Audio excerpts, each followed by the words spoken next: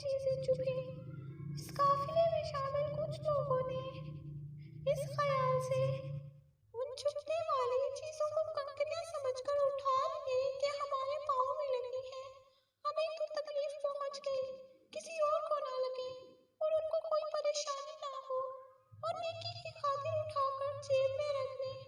کچھ لوگوں نے زیادہ اٹھا لی تاکہ زیادہ نیکی حاصل کر سکے، تو کچھ نے کام اور کچھ لوگ اس قافلے میں ایسے بھی تھے کہ انہوں نے بالکل بھی زحمت نہیں کی اٹھانے کی۔